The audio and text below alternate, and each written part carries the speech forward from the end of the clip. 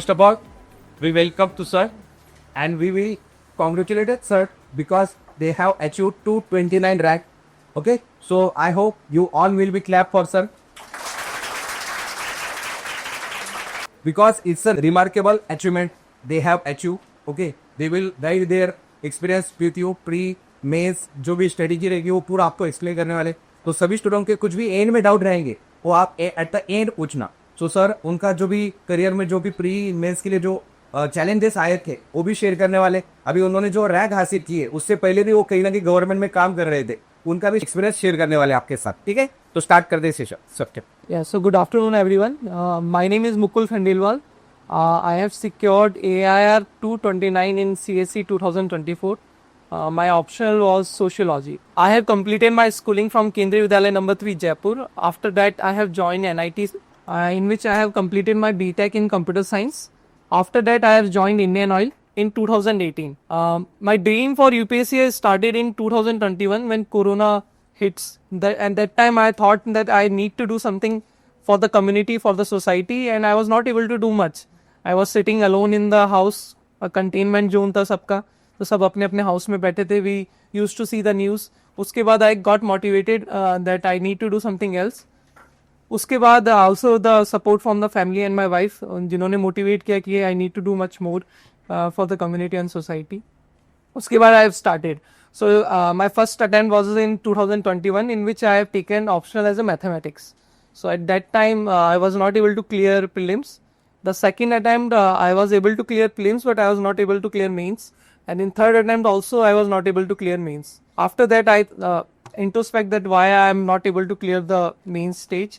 So I found out that because of the maths I was not able to score very good marks in maths. So after that I thought a lot, and after discussing with many of the people I have decided to change my option to sociology.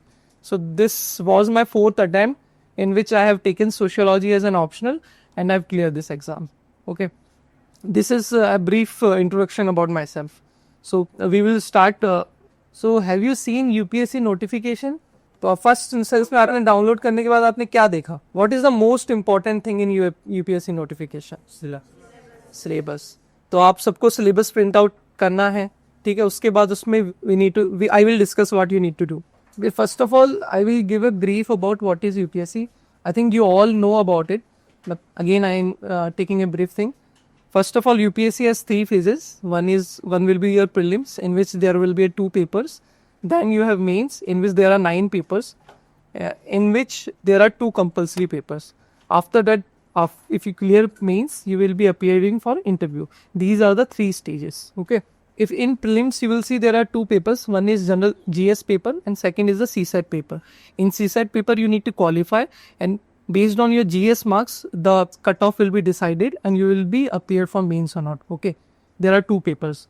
After that, if you see the marking schemes, so your rank will be decided based on your mains marks plus your interview marks.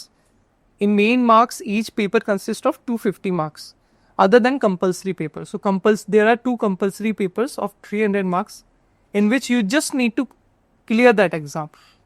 These marks will not be added in your final list. So the main focus will be on the 5 subject, 4 GS subject, 1 essay subject and 2 optional subjects. So your main focus should be there. Okay. After that there is a interview phase in which interview phase is of 275 marks. Okay. That marks is also added in your final list. These are the optional subject. I think most of you have decided your optional. If you are not decided your optional, the first thing you need to do is decide your optional. So for deciding any optional, what you can do, there are 2 type of optional. First is humanities background optional like sociology, anthropology, PSIR. Another is technical optional like mathematics, civil engineering, mechanical engineering. तो based on your interests, you should decide कि आपको कौन सी optional लेनी है. It is very important. I am the example कि मैंने optional थोड़ी गलत ले ली थी, उसके बाद 3 attempt waste हुए, उसके बाद मैंने sociology ली. तो optional के लिए आपको खुद के साथ बैठना पड़ेगा. पहले आपको किसी और पे रिलाई नहीं करना. Sit with your self, download करो सिलेबस, डाउनलोड करो उसके PYQs, टॉपर्स के वीडियोस देखो कि उस ऑप्शनल के लिए वो क्या बता रहा है. उस बेसिस पे आप डिसाइड करो कि वो ऑप्शन आपके लिए अच्छी है या नहीं है. उसके बाद you can contact your mentor और टीचर्स ऑल्सो कि ये 2 ऑप्शन में मेरे को कन्फ्यूजन है, इसमें से कौन सी ऑप्शन लेनी चाहिए. But optional is very important because वो 500 मार्क्स की होती है. तो अगर उसमें आपके अच्छे मार्क्स नहीं आए तो it's very hard to clear this exam. Okay, तो ऑप्शनल आपका ऐसा होना चाहिए जिसमें आपको रियली इंटरेस्ट हो और जिसमें स्कोर करना भी ईजी हो. तो दोनों आपको देखना है. ठीक है, उसके बाद इंटरव्यू पर्सनैलिटी टेस्ट होता है 275 मार्क्स का. उसमें 25 to 40 मिनट्स आपका इंटरव्यू होता है. Based on that interview you will get marks. Okay, so let me first share mains strategy. आप सबका कोर फोकस क्या होना चाहिए? प्रीलिम्स क्लियर करना थोड़ी है. सबका क्या क्लियर करना है? एग्जाम क्लियर करना. Exam clear. तो एग्जाम की जो लिस्ट निकलती है वो किस बेसिस पे निकलती है? Mains and interview. इंटरव्यू बाद में होता है, तो पहले क्या आता है? तो सबसे पहले कोर अपना फोकस होना चाहिए मेंस एग्जाम में. Prelims will be taken care after some time, लेकिन अभी तो बहुत टाइम है. आपका प्रीलिम्स होगा मई में होगा नेक्स्ट ईयर. तो अपना मेन फोकस पढ़ाई का क्या होना चाहिए? मेंस. और बोथ आर इंटीग्रेटेड. ऐसा नहीं है कि आप प्रीलिम्स की एक अलग पढ़ाई कर रहे हो, मेंस की एक अलग पढ़ाई कर रहे हो, ऐसा नहीं है. Both are integrated. Some topics are different. ठीक है, लेकिन मोस्ट ऑफ द टाइम जब आप मेंस की तैयारी करते हो तो जैसे हिस्ट्री है, मॉडर्न हिस्ट्री आप पढ़ोगे स्पेक्ट्रम से, तो वही क्वेश्चंस आपको प्रीलिम्स में भी हेल्प करेंगे क्वेश्चन सॉल्व करने के लिए. Similarly for polity, if you are reading any notes और लक्ष्मीकांत, तो आपको वो ही नोट्स आपको हेल्प करेंगे प्रीलिम्स क्लियर करने के लिए भी. तो आपका कोर फोकस ये होना चाहिए कि you all should prepare for mains. Mains should be your first aim.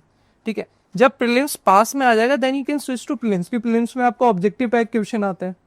ठीक है, उसमें आपको एक स्किल चाहिए. उसमें भी प्योरली नॉलेज बेस्ड नहीं होगा. इट्स नॉट अबाउट कि आपको बहुत ज़्यादा नॉलेज है तो बहुत अच्छे मार्क्स आएंगे. इट्स अबाउट कि प्रैक्टिस और स्किल भी आपको डेवलप करनी पड़ेगी. जैसे मैं अपना बताता हूँ कि मुझे बहुत सारे क्वेश्चंस नहीं आते, किसी को नहीं आते प्रीलिम्स में. 50 to 60% लोगों को 50 to 60% क्वेश्चन आते हैं लोगों को. लेकिन अदर देन 40% है ना, लोग अपने स्किल से ही टिक करते हैं. जैसे मेरे को कोई क्वेश्चन नहीं आता तो आई थिंक कोरिलेट करता हूँ ऑप्शंस को कि ये ऑप्शन ये भी हो सकता है, ये ऑप्शंस का यहाँ लिंक हो सकता है, उस बेसिस पे मैं क्लिक करता है. ठीक है, तो वो स्किल्स डेवलप करने के लिए आपको 2 to 3 मंथ्स का टाइम चाहिए होता है. ठीक है, अब मेंस की बात करते हैं. Mains is a GS strategy. GS का फुल फॉर्म क्या है? तो इसमें कोई स्पेशलाइजेशन नहीं चाहिए, ये एक जनरल स्टडी है. ठीक है, इसकी नोटिफिकेशन में क्लियर लिखा है कि नो रिक्वायरमेंट फॉर स्पेशलाइजेशन. तो आपको ये बिल्कुल इशू नहीं होना चाहिए कि कोई अगर लॉ से बैकग्राउंड से आया तो उसकी जीएस में अच्छे मार्क्स आएंगे. सोशियोलॉजी के बैकग्राउंड से आया तो उसके अच्छे मार्क्स आएंगे जीएस में, ऐसा कुछ नहीं है.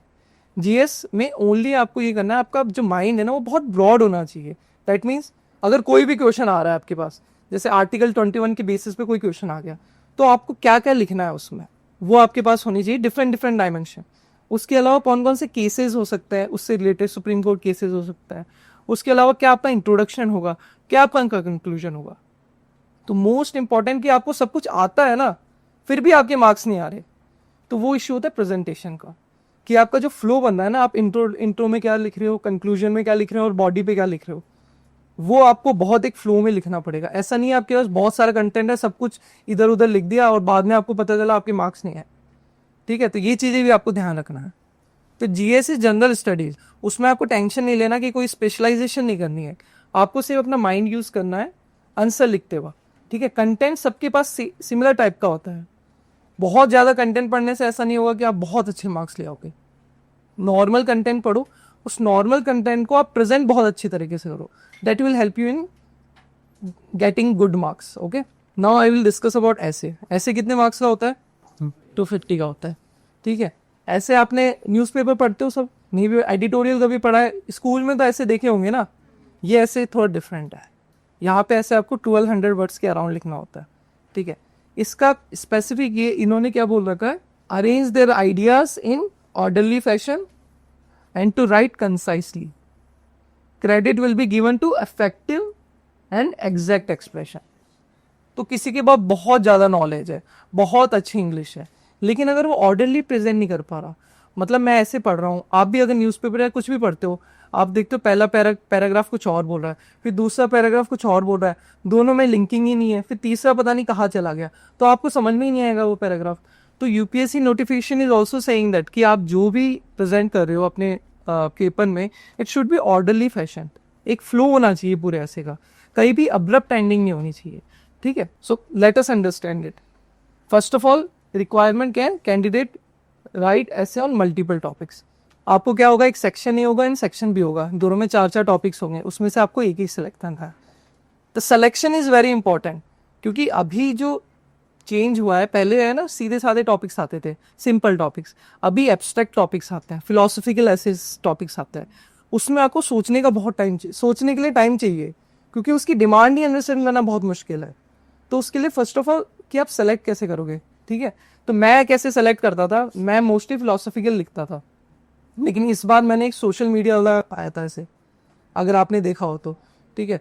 तो हमेशा याद रखो कि अगर आपको एब्स्ट्रैक्ट टॉपिक्स है ना अच्छे से समझ में नहीं आ रहे और बहुत इजी टॉपिक आ गया है ऐसे का, तो चूज दैट, ओके।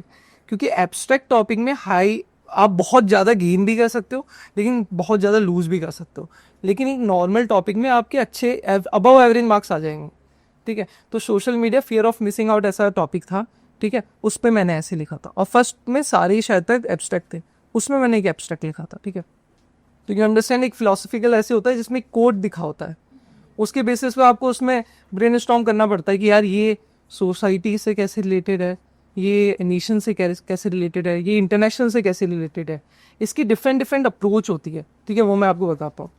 पहले तो ऐसे मैं कैसे लिखता था, first introduction, body and conclusion, her answer ऐसे ही होगा आपका, चाहे वो ऐसे हो, चाहे आपका जीएस हो, चाहे आपकी ऑप्शनल है, ठीक है। बट ऐसे में क्या है, 1200 पेज का लिखना है आपको, तो इसमें जो बॉडी पैराग्राफ्स होते हैं ना वो डिफरेंट होंगे, जैसे इसमें डिफरेंट अप्रोच होती है, जैसे मैं जब करता था सॉल्व ऐसे, तो डिफरेंट, जैसे एक पेस्टल अप्रोच होती है, पेस्टल आपने सुना है क्या होती है, हाँ हाँ, तो दीज आर डिफरेंट डायमेंशन। तो इसमें आप क्या कर सकते हो, एक पैराग्राफ में पॉलिटिकल कर दिया, एक में इकोनॉमिकल कर दिया, एनवायरनमेंट कर दिया, सोसाइटी कर दिया, ऐसे करके।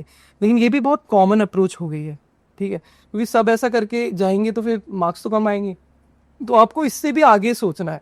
तो बहुत सारी और भी अप्रोचेस है, लेकिन जस्ट लाइक एक क्रोनोलॉजिकल अप्रोच होती है, जिसमें क्या होता है, जब आप कोई ऐसे एक्सप्लेन कर रहे हो तो सबसे पहले आप इंडिविजुअल के अराउंड घूमते हो कि इंडिविजुअल बेसिस पे क्या इम्पैक्ट है, उसके बाद आप घूमते हो फैमिली एस्पेक्ट में क्या इशू है, उसके बाद आप सोसाइटी, नेशन, इंटरनेशनल, और ऐसे एक स्टोरी बिल्ड करते हो आप, ठीक है। तो दैट डिपेंड्स ऑन द ऐसे सिलेक्शन, ठीक है। तो ट्राई करिए कि जो दो ऐसे लिख रहे हो ना आप, सेक्शन ए और सेक्शन बी में, वो दोनों डिफरेंट स्ट्रेटेजी से हो, ठीक है। दीज आर माई रिकमेंडेशन, ठीक है। आप और भी स्टडी करके अपना डिसीजन लेना, don't blindly follow any topic, okay. After selecting these topics, उसके बाद एक वैल्यू सिस्टम अप्रोच होती है। जैसे जो एब्स्ट्रैक्ट टॉपिक्स होते हैं ना, वैल्यू पता है वैल्यूज क्या होती है, एथिक्स का नाम सुना है, उसमें एक foundational values of civil services topic है, उसमें एक डिफरेंट वैल्यूज है, इंटीग्रिटी, ऑनेस्टी, कंपैशन, ठीक है। तो जो एब्स्ट्रैक्ट टॉपिक्स होते हैं ना, वो लिंक होते हैं उन वैल्यूज से, ठीक है। जैसे गांधी जी का कोई कोट दे दिया, तो वो कोट का मीनिंग उस वैल्यू से लिंक होगा। तो उसमें आप ऐसा कर सकते हो, जैसे आपने बॉडी को 7 या 8 पैराग्राफ में डिवाइड किया, तो हर पैराग्राफ को एक वैल्यू से डिनोट कर सकते हो, और उस वैल्यू बेस पे आप उसका एग्जाम्पल भी लिख सकते हो, उसके नेगेटिव्स भी लिख सकते हो, पॉजिटिव भी लिख सकते हो, और बाद में उसको हैप्पीली एंडिंग करके दूसरी वैल्यूज स्टार्ट कर सकते हो, ठीक है। These are different. अब ये आप सीखोगे, ऑनलाइन सीखोगे या कोचिंग में सीखोगे कि कैसे आप ऐसे लिख सकते हो, but selection of the topic is very important, ठीक है। उसके अलावा ऐसे लिखने से पहले ब्रेन स्टॉर्मिंग करनी होती है, सबको पता है ये, नहीं पता होगा शायद, तो कि अभी आप all you are going to appear for 26, right, 26 और 27। तो हमें क्या करना है, सबसे पहले जब भी ऐसे टॉपिक चूज कर रहे हैं, उसके बाद एक पेपर लिखना है, एक पेपर लेना है, उसमें ब्रेन स्टॉर्मिंग करनी है। ब्रेन स्टॉर्मिंग मतलब ऐसे आपने पढ़ा, उस ऐसे पढ़ते ही आपको क्या क्या आइडियाज आ रहे हैं कि ये ऐसे गांधी जी के कोट से लिंक हो सकता है, ये ऐसे सोसाइटी से कैसे लिंक हो सकता है, ऐसे करके एक रफ शीट है ना, उसका ब्रेनस्टॉर्म करो, ठीक है। उस वो that brainstorm is very important, क्योंकि ऐसे में टाइम रहता है सबके पास, क्योंकि 2.5 घंटे का पेपर है, उसमें टाइम रहता है आपके पास आराम से, तो आप अच्छे से लिख सकते हो। लेकिन आपने अगर ब्रेनस्टॉर्मिंग नहीं की और डायरेक्टली स्टार्ट कर दिया पेपर लिखना, तो आप लास्ट में जाते जाएंगे कि सेम ही पॉइंट्स लिख रहे हो आप, जो आपने फर्स्ट पैराग्राफ में लिखा वही आप लास्ट पैराग्राफ में लिख रहे हो, तो that should not be your case. तो आपको पहले से ही प्लान करना है, 15 to 20 मिनट्स आपको ब्रेनस्टॉर्मिंग दिन में देना है। और माई रिकमेंडेशन कि जब आपके ऐसे क्लासेस हो, कुछ भी क्लासेस हो, तो आप PYQs प्रिंट आउट कराओ, ठीक है, ऐसे के, उसमें आप खुद से ब्रेनस्टॉर्म करो, और जहाँ कन्फ्यूजन हो किसी की हेल्प हो, okay. This is the strategy for ऐसे, ठीक है। So then GS1 consist of ठीक है, तो सोसाइटी है, तो इसमें कुछ टॉपिक्स ऐसे हैं जो आप पहले से कर सकते हो और उसमें आपको ज़्यादा मेहनत नहीं करनी, उसमें आपको स्मार्ट वर्क करना है। जैसे कि सोसाइटी है, सोसाइटी का एक क्लियर सिलेबस दे रखा है कि patriarchy, what ever it is, family, joint family, ये सब दे रखा है आपको। तो आपको क्या करना है, उस पर शॉर्ट शॉर्ट नोट्स बनाना है, ठीक है। उसके बाद अगर आप न्यूज़पेपर पढ़ रहे हो या आप ईयरली कंपाइलेशन पढ़ रहे हो, उसमें से जो शॉर्ट टाइप का कंटेंट होता है ना, कि आपने डेटा डाल दिया, एक केस स्टडी डाल दिया, वो आपने अपने नोट्स में ही ऐड कर दिया, ठीक है। ऐसे आपका सोसाइटी कवर हो जाएगा। तो सोसाइटी में आपको यही नहीं कि कोई बड़ी बुक पढ़नी है, छोटी बुक पढ़नी है, कुछ नहीं। आप अपने हिसाब से रिसर्च करो इंटरनेट पे कहीं पे भी, वहाँ से आप हर टॉपिक का एक कंटेंट निकालो। उस कंटेंट, डिजिटल कंटेंट या physical content, it's up to you. उस कंटेंट को निकालने के बाद जो भी करंट अफेयर से रिलेटेड कुछ भी आ रहा है, वो try to add that in this content, okay. For modern history I have referred spectrum. Spectrum is very good, mains and prelims में मेरे को हेल्प किया था, तो उसके लिए आप वो रिफ़र कर सकते हो। बाकी self study is very important, coaching का मटेरियल भी रिफ़र कर सकते हो, लेकिन सेल्फ स्टडी इज़ इंपॉर्टेंट क्योंकि अभी जो एस्पिरेंट्स आ रहे हैं, जैसे मैं अपनी बात कर रहा हूँ, तो मैंने इंटरनेट का हाईली यूज़ किया था, ठीक है। मैंने फाउंडेशन की कोचिंग कहीं से नहीं की थी, ठीक है।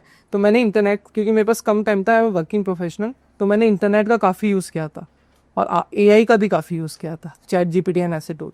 तो अभी बहुत अच्छे टूल्स आ गए हैं, तो use your brain to study smart, ठीक है। वही सेम पैटर्न की आप पूरा फाउंडेशन कोर्स कर रहे हो, फिर बाद में वापस रिवाइज, इतनी मोटी मोटी बुक कर रहे हो, फिर वापस रिवाइज करो, फिर क्वेश्चन देख रहे हो कि क्वेश्चन हो ही नहीं रहा सॉल्व, तो क्या क्या फिर क्या फ़र्क पड़ता है वो सॉल्व करके। तो इट्स बेटर कि आप सिलेबस पे जाओ, this is your golden words. यहाँ पे जाओ, यहाँ पे देखो कि यहाँ पे क्या लिखा हुआ है, क्योंकि यूपीएससी कोचिंग बेसिस पे नहीं बना रहा, कोचिंग के मटेरियल पे पेपर नहीं बना रहा, वो कैसे बना रहा है, सिलेबस के बेस पे। तो दिस इज़ वेरी इंपॉर्टेंट, और most of the coaching syllabus के ही अराउंड रिवॉल्व करते हैं, लेकिन आपको सेल्फ अपना एफर्ट्स डालना ही पड़ेगा सिलेबस को पढ़ने के लिए। इसलिए मैंने सिलेबस की प्रिंट आउट डाला है, ये यूपीएससी नोटिफिकेशन की प्रिंट आउट है, ताकि मैं एम्फेसाइज कर सकूं कि this is very important, and make sure कि आप सबके सब इसका प्रिंट आउट निकलवा दो। सिलेबस का print out is very important, ठीक है। After that for world history, इसमें आप स्मार्ट स्टडी कैसे कर सकते हो, जैसे मैंने किया था। मैंने फाउंडेशन कोर्स नहीं ली थी, तो मेरे पास कुछ कंटेंट ज़्यादा था नहीं, तो मैंने क्या किया, कोचिंग की जो FLTs होते हैं ना, फुल लेंथ टेस्ट होता है, ठीक है, उसमें वर्ल्ड हिस्ट्री के क्वेश्चन जो जो आते थे ना, मैं उसको उठा के अपने नोट्स में लिख लेता था, ठीक है। तो उसमें मेरे को थीम पता लग गई कि या तो रशिया की हिस्ट्री पे पूछ रहे हैं, वर्ल्ड वॉर्स पे पूछ रहे हैं, ऐसे करके कुछ इश्यूज पता लग गए, तो मैंने वो नोट्स बना लिए और उसी से मैं देखे आ गया। तो स्पेशलाइज कोई बुक नहीं पढ़ी मैंने, ठीक है।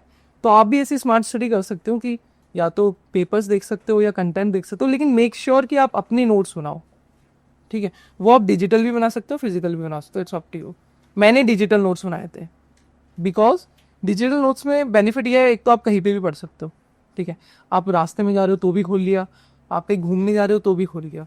उसके अलावा you can add any point in digital notes. तो आपको लगा यार ये पॉइंट है ना, स्टॉपिंग में जा सकता है, तो आपने जल्दी से डिजिटल टूल, कोई सा भी वन नोट हुआ, एवर नोट हुआ, बहुत सारे एप्लीकेशन है, मैंने वन नोट यूज़ किया था। तो मैं क्या करता था, मैं जाता था अपने जहाँ भी बॉक्स बना रखा है ना टॉपिक वाइज, वहाँ पे मैं उस कंटेंट को ऐड कर देता था, ठीक है। Other than this, art and culture is very important, क्योंकि आप प्रीलिम्स में भी देखोगे, मेंस में भी देखोगे, तो आर्ट एंड कल्चर का एम्फेसिस ज़्यादा बढ़ रहा है और क्वेश्चन बहुत अंदर से आ रहा है। तो जो आर्ट एंड कल्चर की जो इंपॉर्टेंट टॉपिक्स है, IVC is very important, Indus valley civilisation, वैसे अदर टॉपिक, उसके स्मॉल नोट्स बना लो, ठीक है। जिसके भी आप नोट्स बना रहे हो ना, ऐसे मत करो कि आप बुक ही छाप रहे हो, आपको बुक ही नहीं छापनी, आपको नोट सिर्फ स्पेसिफिक बनाना है, जो भी आप लिखोगे नोट्स में वो सारा आपको पेपर में लिख के आना है। ऐसा नहीं होना चाहिए नोट्स में आपने 10 पेज लिख दिए और पेपर में 1 पेज भी नहीं भरा जा रहा।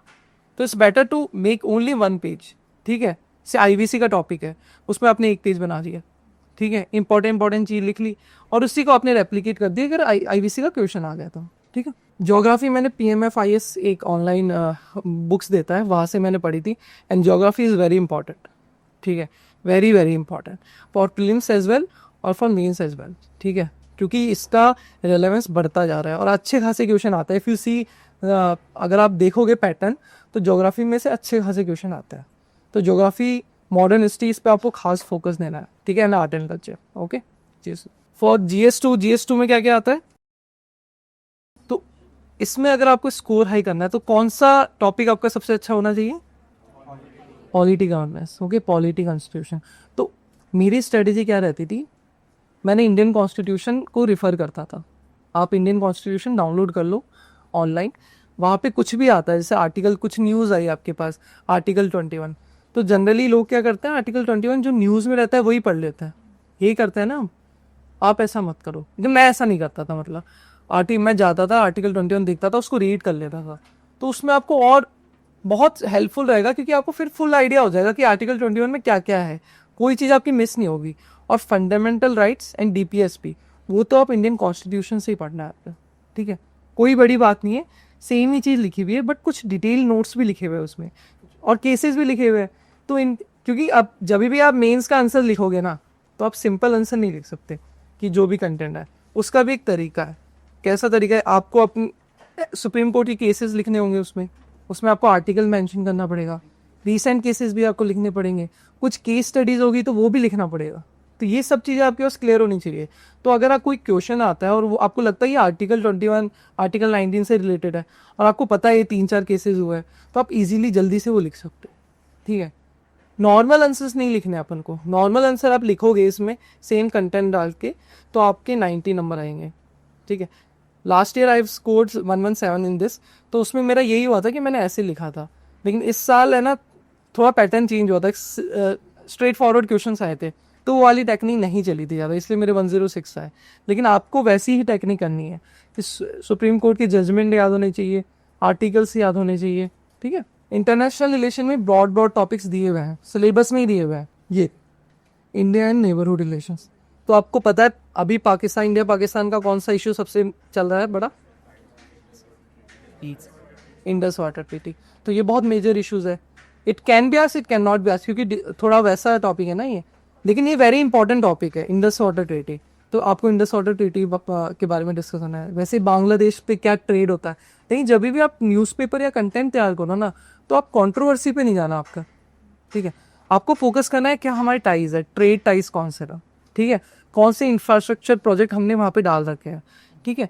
डेटा क्या है अपने पास, ठीक है। उसके बाद कौन से डिप्लोमेटिक चैनल्स है, कौन से क्रिटिसिज्म है, क्या नेगेटिव्स है, क्या पॉजिटिव्स है, इन पे ज़्यादा फोकस करना है, ठीक है। पॉलिटिकल डिबेट्स में नहीं करना, okay. Social justice also I use to do, मैंने सारे सारे नहीं, 2-3 कोचिंग क्लासेस के एफिलिटीज़ निकाल लिए थे, उसमें जो सोशल जस्टिस के क्वेश्चंस थे उसको मैंने एक जगह रख लिए थे, उससे कंसाइज नोट्स बना लिए थे, और उससे ही मैं देख के गया था, ठीक है। तो मैंने जो बुक्स होती हैं ना, मैंने ओनली लक्ष्मीकांत एंड स्पेक्ट्रम पढ़ी थी, उसके अलावा मैंने कोई और बुक नहीं पढ़ी, ओके। उसके अलावा ईयरली कंपाइलेशन में रिफ़र करता था, ठीक है। GS3 में मेरे कम नंबर आते थे, आई डोंट नो क्यों आते थे, क्योंकि इकोनॉमी मेरे को पसंद था और इकोनॉमी अच्छा भी था मेरा। तो इकोनॉमी के लिए आई विल सजेस्ट कि जब भी आप GS3 का पेपर देने जाओगे तो आपके पास एक फैक्ट शीट होनी चाहिए। फैक्ट शीट मतलब आपके पास डेटा होना चाहिए, ठीक है, कि क्या डेटा है, इकोनॉमी कौन से नंबर में है, कितनी बड़ी इकोनॉमी, ठीक है, कौन कौन सी कमिटीज़ थी जिन्होंने रिकमेंडेशन दी, ठीक है। जैसे रेलवे का बहुत अभी इशू चल रहा है, तो रेलवे पे क्वेश्चंस आ गए, तो रेलवे में कौन कौन सी कमिटीज़ थी जिन्होंने अच्छी सी रिकमेंडेशन दी थी। सिमिलरली SEZ होता है, स्पेशल इकोनॉमिक जोन, उसमें कौन कौन सी कमिटीज़ थी और उन्होंने क्या क्या रिकमेंडेशन दी। क्योंकि जब आप आंसर लिखोगे, आप इंट्रोडक्शन में क्या लिखोगे, जैसे आप एक नॉर्मल क्वेश्चन आ गया, उसमें आपने डेफिनेशन लिख दी, that is a normal introduction, ठीक है। एक अलग इंट्रोडक्शन में आपने फर्स्ट में ही डेटा लिख दिया उसका, तो जो चेक कर रहा होगा उसकी आंखें थोड़ी तो खुलेगी कि यार इसने तो कंटेंट अच्छा लिखा है, तो जो बॉडी तक जाएगा उसका एक पॉजिटिव इफेक्ट रहेगा कि आपने अच्छा लिखा है। और कंक्लूजन में भी आपने कमेटी लिख दी, तो वो आपको अच्छे मार्क्स देगा ही बाय डिफॉल्ट, ठीक है। तो प्रेजेंटेशन पे बहुत इंपॉर्टेंट है, आपको कंटेंट आता भी है ना, तो कहाँ पे क्या लिखना है उस पर भी आपको फोकस करना है। उसके अलावा ट्राई करो कि जो GS के सब्जेक्ट है ना, उसमें पॉइंट वाइज लिखो, ये मेरा रिकमेंडेशन। पॉइंट वाइज लिखते हैं तो मल्टीपल पॉइंट्स होते हैं, तो वो हेल्प करता है। पैराग्राफ लिखते हैं, कुछ टॉपर्स पैराग्राफ लिख के भी अच्छे मार्क्स लाते हैं, लेकिन आई थिंक जब आप पॉइंट लिखते हो ना, तो वो देखता है ना, अच्छा इसने 10 पॉइंट्स लिखे पॉजिटिव, 5 पॉइंट्स लिखे नेगेटिव्स, कंक्लूजन अच्छा लिखा है, तो अच्छे मार्क्स देता है, ठीक है। तो ट्राई करो पॉइंट वाइज लिखना, और पॉइंट वाइज भी ऐसा नहीं कि आप बड़ा बड़ा लिख रहे हो कि एक पॉइंट 4 लाइन में आ रहा है। 1 पॉइंट शुड बी 1 और 2 लाइन, उससे ज़्यादा आपका पॉइंट बनना ही नहीं चाहिए। जो सबसे इंपॉर्टेंट है उसको आप लिखो और उस पर सर्कल कर दो, और ये आपको सीखना ही पड़ेगा। आपको कि मेरे से तो पेपर ख़त्म नहीं हो रहा, that you need to learn. आपको हार्डवर्क करना पड़ेगा जिसमें आप पूरा पेपर टाइम पे कंप्लीट करो, और जो जो इंपॉर्टेंट वर्ड्स है ना उसको आपको अंडरलाइन करना पड़ेगा और सर्कल बनाना पड़ेगा। ओके, इकोनॉमी के लिए आपको फैक्ट शीट मैं तैयार करता था जिसमें हर एक टॉपिक्स के डेटा होते थे, कमिटीज़ होते थे और केस स्टडीज़ होते थे। ठीक है, इसमें एग्रीकल्चर इज़ वेरी इंपॉर्टेंट, तो वो आपको बहुत अच्छे से पढ़ना पड़ेगा। उसके अलावा एनवायरनमेंट, सिक्योरिटी एंड डीएम, इसमें मैंने सेम किया था, FLTs वाले पेपर उठाए थे और उसमें जो जो कंटेंट मिला था वो लिख लिया था, बस मैंने इतना ही किया था। But I will not recommend you all to do this, because ये मेरा ही स्ट्रैटेजी थी, मेरे पास टाइम कम था। मैंने सोचा मैं स्मार्ट स्टडी कर सकता हूँ, लेकिन आपके पास बहुत टाइम है तो आप और अच्छे से कर सकते हो। ठीक है, तो ट्राई करो डिजास्टर मैनेजमेंट आप अच्छे से करके जाओ, जो जो टॉपिक है उसको अच्छे से पढ़ लो। ठीक है, okay, so this is the most important subject in GS। कौन सा सब्जेक्ट है, क्या है इसका फुल फॉर्म? इसमें लोगों के मार्क्स हमेशा हाई आते हैं, मेरे माइन वॉज 131। ठीक है, तो लोग इसमें अच्छा स्कोर करते हैं। जो बाकी के GS है, GS 1, 2 एंड 3, इसमें अगर आप एवरेज निकालोगे ना तो most of the people scores average marks only, बहुत हाई नहीं करते। बहुत एक्सेप्शनल होते हैं जो बहुत हाई करते हैं, लेकिन GS में ना बहुत लोग हाई करते हैं और बहुत लोग लो करते हैं। ठीक है, तो डिफरेंस बहुत ज़्यादा है, और GS 4 में स्कोर करना कंपैरेटिवली बहुत ईजी है, क्योंकि इसमें क्या है, मैं इसमें आपको स्ट्रेटेजी बता देता हूँ और वही फॉलो करो, आप अच्छे मार्क्स है नहीं। Take print out of this syllabus GS4। अब इसमें कुछ भी लिखा हुआ है पहले, ethics and human interface. Ethics and human interface का आपके पास कंटेंट होना चाहिए, सिर्फ सिलेबस बेस्ड ही। और जो भी क्वेश्चंस आएंगे ना, आप इसमें foundational values of civil services है, इंटीग्रिटी, ये सब है, तो आप जो आंसर्स आएंगे ना, आंसर्स लिखोगे तो आप रेप्लिकेट कर दो इसी को, कि इंटीग्रिटी यूज़ होनी चाहिए, कंपैशनेट होनी चाहिए, मॉरल वैल्यूज ज़्यादा होनी चाहिए, ऐसे करके। जैसे मैंने कैसे किया था मैं आपको बताता हूँ। जैसे एटीट्यूड है आपका, एक टॉपिक है एटीट्यूड, एटीट्यूड टॉपिक है यहाँ पे देखो, ये रहा है ना, उसमें क्या लिखा, कंटेंट, स्ट्रक्चर, फंक्शन। ठीक है, सेम है ना, तो attitude, content, structure and function. Content में क्या आता है, स्ट्रक्चर में क्या आता है, फंक्शन में क्या आता है। Influence on thought and behaviour, moral and political, social influence. तो आपको हर एक टॉपिक की स्मॉल नोट्स बनाने हैं। ठीक है, और ये सबसे इजी है, GS 4 इज़ वेरी इजी, क्योंकि इसमें कंटेंट बहुत कम है। इट्स जस्ट कि आप वो स्टाइल जैसे सीख जाओगे ना, इसको रेप्लिकेट करने की आपके बहुत अच्छे मार्क्स आने लग जाओगे। ठीक है, आपको कंटेंट ऐसे ही प्रिपेयर करना है कि टॉपिक वाइज करना है, जो भी सिलेबस में लिखा हुआ है ना वही करना है। ठीक है, जैसे एक और चीज़ बताता हूँ, जैसे इंटीग्रिटी एक वैल्यू है। ठीक है, तो इंटीग्रिटी वैल्यू में मोस्टली किसी भी आंसर्स को करने के लिए इस एथिक्स में what is the most important thing, आपको एग्जाम्पल्स का यूज़ करना। ठीक है, हाँ, एग्जाम्पल्स यूज़ करने, उसके अलावा फिलोसफीज़ भी यूज़ करनी है आपको। ठीक है, तो हर एक वैल्यूज़ की बहुत सारी फिलोसफीज़ होते हैं। यहाँ पे मैंने एग्जांपल दिया इंटीग्रिटी की क्या क्या फिलोसफीज़ हो सकती है, तो ये मैंने इंटीग्रिटी की फिलोसफीज़ लिखी। ठीक है, तो कोई भी अगर क्वेश्चन आया, मुझे लगा यार ये इंटीग्रिटी से रिलेटेड है, ठीक है, तो मैं इसमें से एक डाल दूंगा। ठीक है, तो ये रटना है आपको, ऐसे नहीं कि आपको अपने आप आ जाएगा, आपको इसके नोट्स बनाने पड़ेंगे और इसको रटना ही पड़ेगा। ठीक है, सिमिलरली द एग्जाम्पल्स, कि इंटीग्रिटी के कौन कौन से एग्जाम्पल्स हो सकता है, कुछ वर्ल्ड लेवल पे एग्जाम्पल्स हो सकते हैं, कुछ नॉर्मल एग्जाम्पल्स हो सकते हैं, और कुछ सिविल सर्विस सर्वेंट्स वाला एग्जाम्पल हो सकता है। तो उस वैल्यूज़ के आपको ये सब नोट डाउन करने पड़ेंगे। तो जैसे ही क्वेश्चंस आएगा, आपके ट्रिगर होना चाहिए कि इसमें मेरे को 2 एग्जाम्पल डालना है। ठीक है, और वो 2 एग्जाम्पल कैसे डालोगे आप, उस क्वेश्चन को आइडेंटिफाई करोगे कि किस वैल्यू को डिनोट कर रहा है वो, क्या वो इंटीग्रिटी से रिलेटेड है, क्या वो कंपैशन से रिलेटेड है, क्या वो ऑनेस्टी से रिलेटेड है। ऑनेस्टी से रिलेटेड है तो एकदम से ट्रिगर होना चाहिए, यार ये 2 एग्जाम्पल्स अच्छे हैं, ये इसमें मैं डालूंगा। ठीक है, तो वो कंटेंट आपको पहले से ही रटना है। ठीक है, उसके लिए वेट नहीं करना, क्योंकि बहुत ईजी है ये और बहुत हाई स्कोरिंग है। इसमें 141, 145 भी लाता है लोग, और कंटेंट क्या है, बहुत कम कंटेंट है। ठीक है, इसका सेकंड टाइप होता है केस स्टडीज। ठीक है, केस स्टडीज पता है, देखा है कितने मार्क्स की होती है केस स्टडीज, 20। ठीक है, तो 20 में से कितना स्कोर करना है आपको, 20 करना होगा ना आपको, तो लेकिन आपको ट्राई करना है 12 से ऊपर करना है केस स्टडीज में, और 12 से ऊपर आना बहुत ईजी है। ठीक है, 15 भी मार्क्स आते हैं आप, लेकिन अगर आप डायरेक्टली केस स्टडीज में बिना कुछ पढ़े, ओनली आपने कंटेंट पढ़ लिया लेकिन केस स्टडीज सॉल्व नहीं की, कोई फ्रेमवर्क नहीं बनाया, तो आपके अच्छे मार्क्स नहीं आए, ठीक है।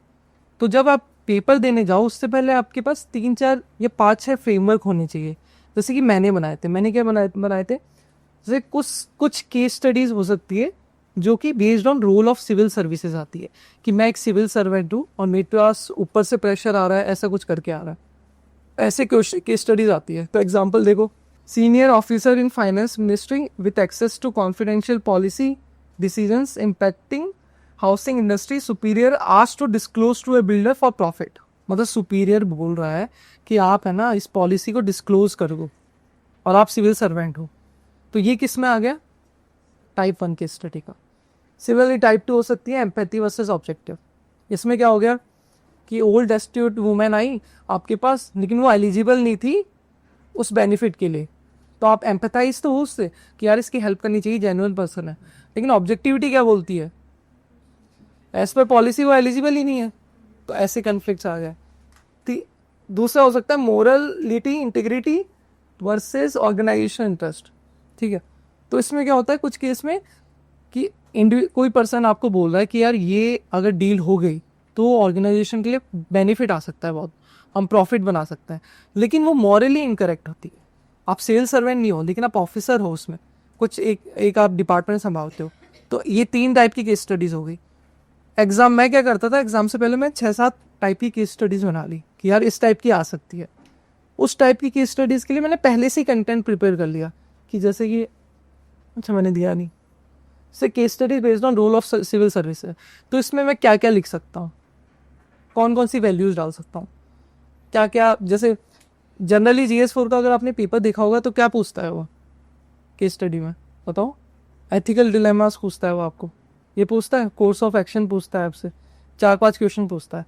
तो एथिकल डिलेमास पूछ रहा है, तो एक सिविल सर्वेंट की लाइफ में एथिकल डिलेमास कौन कौन से आ सकते हैं, तो ये केस स्टडीज़ में कौन कौन से एथिकल डिलेमास आ सकता है वो पहले से ही प्रिपेयर कर लिया आपने, ठीक है। उसके बाद कौन कौन सी फिलॉसफीज इससे रिलेटेड हो सकती है, जैसे कांत का कैटेगोरिकल इम्पेरेटिव होता है, ठीक है। आप पढ़ोगे बाद में, टेंशन मत लो, आप सबको याद भी हो जाएगा, तो वो इससे रिलेटेड है। तो जब भी मैं आंसर लिख रहा हूँ मैंने पहले से फाइंड आउट कर लिया कि इस टाइप ऑफ केस स्टडीज़ आएगी, अगर कहीं पे भी मुझे सिविल सर्वेंट का रेफरेंस मिला तो मुझे ये कंटेंट फॉलो करना है और उस कंटेंट के बेस पे मुझे आंसर्स लिखना, ठीक है। अगर किसी में एम्पैथी वर्सेस ऑब्जेक्टिविटी का इशू होगा तो मेरे पास ये कंटेंट है और इसमें से मुझे आंसर्स लिखना है। तो ये केस स्टडीज़ के लिए वेरी इंपॉर्टेंट है, क्योंकि आप वहाँ पे केस स्टडीज़ कैसी होती है, बहुत सिंपल होती है। आप अगर आप कुछ भी नहीं पढ़ के जा रहे ना तो भी आप इंग्लिश लिख के जाओगे, ठीक है। आप 12th क्लास वाले को भी दे दोगे ना केस स्टडी लिखने के लिए, वो भी एक अच्छा सा आंसर लिख देगा, लेकिन उससे मार्क्स नहीं मिलेंगे आप, क्योंकि ये केस स्टडी है किस टॉपिक की, GS4 में आती है ये। तो इसका मतलब इसको आंसर्स करना है किसी सिलेबस के पॉइंट ऑफ व्यू से, तो इसलिए आपको वैसे ही आंसर करने हैं, ठीक है। Then now I will talk about prelims strategy. देखो मेंस में तो सबसे बेनिफिट क्या है, आपके पास सिलेबस है, आपको पता है क्या आ सकता है, और most of the coaching will tell you कि ये वाले क्वेश्चन आ सकता है और आ भी जाता है, ठीक है। 70% आ भी जाते हैं वो क्वेश्चन, लेकिन प्रीलिम्स बहुत ब्रॉड है। अब सिलेबस देखो, इतना सा सिलेबस है, ठीक है, इसमें क्या पता लगेगा आपको, तो बहुत ब्रॉड है। तो इसमें मैंने जो स्ट्रेटेजी अप्लाई की थी, मैंने क्या किया था, जो इंपॉर्टेंट टॉपिक्स है, इंपॉर्टेंट सब्जेक्ट है, कौन से इंपॉर्टेंट सब्जेक्ट आप सभी को पता है, तो जो स्टैटिक सब्जेक्ट है जिसमें कोई डायनेमिक इतना है भी नहीं, उसे पॉलिटी है, उसमें मैंने लक्ष्मीकांत पढ़ ली थी और 4-5 बार पढ़ ली थी, ठीक है। उसके बाद मैंने उसके शॉर्ट नोट्स बना लिए थे। जैसे आप देखोगे लक्ष्मीकांत तो बहुत मोटी है, उसको रिवाइज तो कर नहीं सकते ना आप, तो उसके बेसिस पे या तो आप टॉपर्स के नोट्स रिफर कर लो या फिर आप खुद से शॉर्ट नोट्स बनाओ, it all depends on you. Topper के नोट्स में आपको सीधा साधा मिल जाता है, इसमें आपको थोड़ी मेहनत करनी पड़ेगी, लेकिन थोड़ी मेहनत करने से फ़ायदा ये होता है रिटेन हो जाता है सब कुछ, ये एक बेनिफिट रहता है। इसके अलावा मॉडर्न हिस्ट्री इंपॉर्टेंट होगी, लेकिन अभी जो पैटर्न चेंज हो रहा है ना लास्ट 2-3 ईयर्स से, तो मॉडर्न हिस्ट्री के क्वेश्चंस कम हो गए, थोड़ी आर्ट एंड कल्चर के बहुत ज़्यादा हो गए, एंशियंट हिस्ट्री के। तो उस पर भी आपको फोकस करना पड़ेगा कि आर्ट एंड कल्चर जो आप पढ़ते हुए आ रहे हो ना, नॉर्मल जो लोग पढ़ रहे हैं वो डीप में जाके क्वेश्चंस पूछ रहे हैं, वो भी बहुत हार्ड, ठीक है। तो ऐसा नहीं करना, लेकिन ऐसा भी नहीं करना कि आर्ट एंड कल्चर में आपने 4-5 बुक पढ़ दी, वो भी नहीं करना है। जो नॉर्मल लोग पढ़ रहे हैं सिर्फ वही पढ़ना है, क्योंकि ये कॉम्पिटिशन बेस्ड एग्जाम है, ठीक है। उसके अलावा ज्योग्राफी इंपॉर्टेंट है, ठीक है, और ज्योग्राफी के क्वेश्चंस भी ईजी आते हैं। और मैप्स बेस्ड आते हैं। इस बार भी आपने देखा होगा तो मैप्स बेस्ड आए थे, काफ़ी डुएबल क्वेश्चंस थे। हालांकि पेपर थोड़ा हार्ड था लेकिन मैप्स वाले क्वेश्चन काफ़ी डुएबल थे, ठीक है। और पॉलिटी के क्वेश्चन भी काफ़ी डुएबल थे। जिसका स्टैटिक स्ट्रॉन्ग है ना, हाईली प्रोबेबिलिटी है कि उसका प्रीलिम्स निकलेगा, ठीक है। जिसने स्टैटिक को बाईपास किया होगा और सिर्फ न्यूज़पेपर करंट अफेयर्स पे फोकस किया होगा, हाईली प्रोबेबिलिटी है कि उसका नहीं निकलेगा, ठीक है। क्योंकि क्वेश्चंस ऐसे ही आ रहे, घुमाने वाले क्वेश्चंस आते हैं। तो आपको स्टैटिक बहुत स्ट्रॉन्ग करनी है, और वो भी कोर सब्जेक्ट है। ये कोर सब्जेक्ट आपको मेंस में भी हेल्प करेंगे, तो मस्ट फोकस, ओके। उसके अलावा क्या था, इकोनॉमी। इकोनॉमी भी बहुत इंपॉर्टेंट है। 12 से 13 क्वेश्चन है, उससे ज़्यादा क्वेश्चन आते हैं इकोनॉमी के, और बहुत ईजी क्वेश्चन आते हैं, कॉन्सेप्चुअल क्वेश्चन आते हैं, कभी कभी हार्ड भी आते हैं। देखो, हार्ड क्वेश्चंस सबके लिए हार्ड है, ये ध्यान रखना, सिर्फ आपके लिए हार्ड नहीं है। लेकिन जो आसान क्वेश्चंस है ना, वो अगर आपके लिए हार्ड बन गए तो आपका क्लियर नहीं होगा। तो यू मेक श्योर जो सबको आसान लग रहे हैं ना, वो तो आपसे सॉल्व होने ही चाहिए, फिर हार्ड का आप बाद में देखना, ठीक है। तो जो आसान क्वेश्चंस आ रहे हैं ना, वो आपके गलत नहीं होने चाहिए, क्योंकि उसका कॉस्ट बहुत ज़्यादा है, क्योंकि वो सबके सही हुआ है। और ये कंपटीशन है, इसकी क्या बोलते हैं उसे, कट ऑफ निकलेगी, ठीक है। तो कट ऑफ बेस्ड ऑन क्या निकलती है, नंबर ऑफ स्टूडेंट कितने क्वालिफाई करने चाहिए, उसी बेसिस पे निकलती है ना। तो कट ऑफ क्लियर करने के लिए अगर आपने इजी आंसर अगर गलत हो गया, वो तो सबका सही हो गया, तो आप ऑटोमेटिकली डाउन आ गए। तो इजी क्वेश्चंस आपको गलत नहीं करना है, ठीक है। Hard question you will develop the capability कि आप उसको सही कर दें। उसके अलावा, ठीक है, हिस्ट्री हो गया। Environment is very important again, क्योंकि IF इंडियन फॉरेस्ट सर्विसेज का एग्ज़ाम भी इसी के थ्रू होता है, प्रीलिम्स। तो इसलिए एनवायरनमेंट के क्वेश्चंस काफ़ी आते हैं। तो एनवायरनमेंट के लिए लेकिन ये नहीं करना कि डाउन टू अर्थ पूरी मैगजीन पढ़ने लग गए, बहुत सारी बुक्स पढ़ने लग गए, नहीं। मैंने क्या किया था, मैंने ईयरली जो कंपाइलेशन आती थी वो पढ़ी थी, और एक शॉर्ट नोट्स से टॉपर के वो पढ़े थे। उसके अलावा ईयरली कंपाइलेशन में सारे जो इंपॉर्टेंट चीज़ें आती है ना, वो आ जाती है। उसके अलावा जब आप पेपर्स देते हो ना, प्रीलिम्स की टेस्ट सीरीज वाले, तो उसमें आपको दिख जाता है कि कुछ कुछ क्वेश्चंस है जो आ ही रहे रिपीटेटिवली। तो उसमें वो वाले क्वेश्चंस आप अपने नोट्स में लिख लो, कि अगर यार सिमिलर क्वेश्चंस आ गए तो आप सॉल्व कर सकते।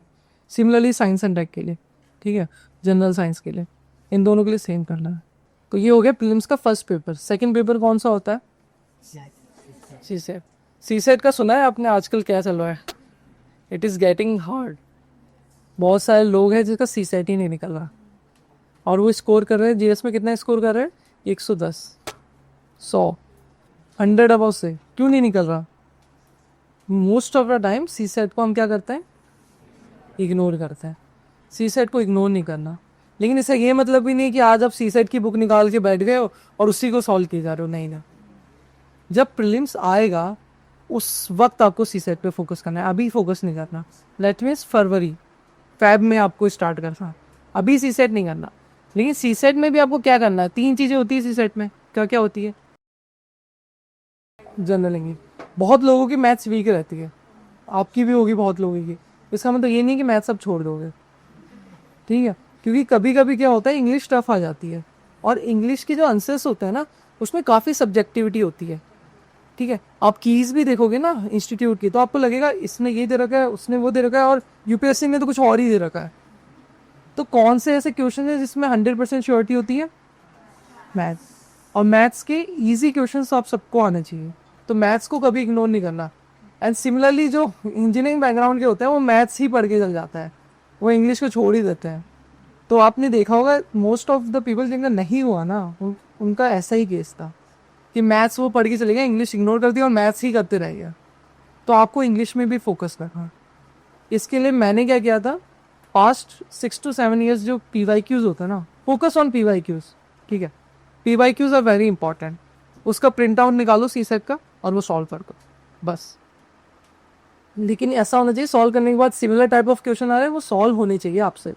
ऐसा नहीं है कि सिंपल क्वेश्चन आ गया, एक सीक्वेंस पूछ लिया 1 2 3 4 5, आगे क्या आएगा, आप 7 करके आ रहे हैं, ठीक है। ऐसा नहीं करना, 6 ही करना है उसको, ठीक है।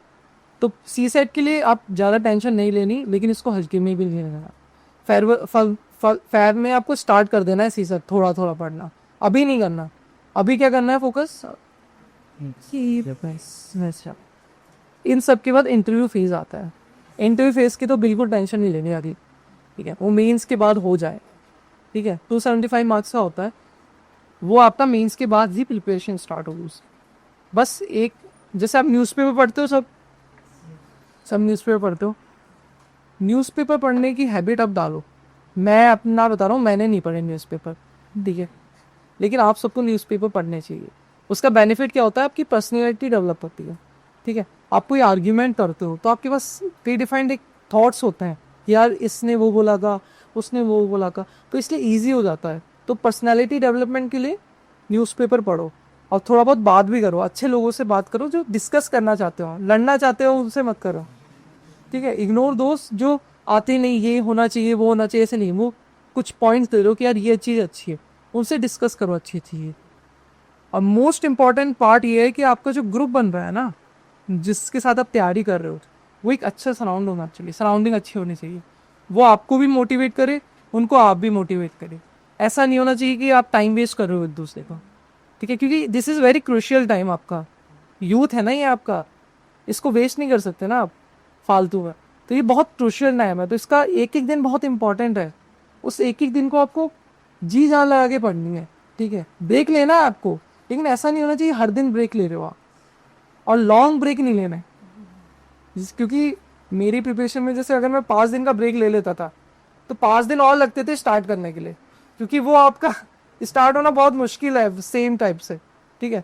तो वो आपको ध्यान रखना है कि कभी भी लॉन्ग ब्रेक नहीं लेना। इमरजेंसी होगी that is a different thing, exceptions are there, लेकिन ऐसा नहीं है कि आप 3 महीने में एक बार 5 दिन के ट्रिप में चले गए, ठीक है, ये सब नहीं करना है आपको। Okay, one more thing I want to tell कि what is the recommendation from my side, ठीक है। ओके, सो प्रीलिम्स के लिए है ना, सबसे पहले PYQs का जो इम्पोर्टेंस है ना, वो बहुत ज़्यादा, ठीक है। तो आप सबको क्या क्या करना है वो मैं बता देता हूँ, दीज आर माई रिकमेंडेशन, ठीक है। सबसे पहले सिलेबस का तो प्रिंट आउट निकालना है आप सबको, ठीक है, और GS4 तो पूरा सिलेबस से पढ़ना है, उसमें कहीं बाहर नहीं जाना आपको। जो जो सिलेबस का पॉइंट, जैसे मैंने एटीट्यूड बोल दिया, तो आपको एटीट्यूड की डेफिनेशन आनी चाहिए।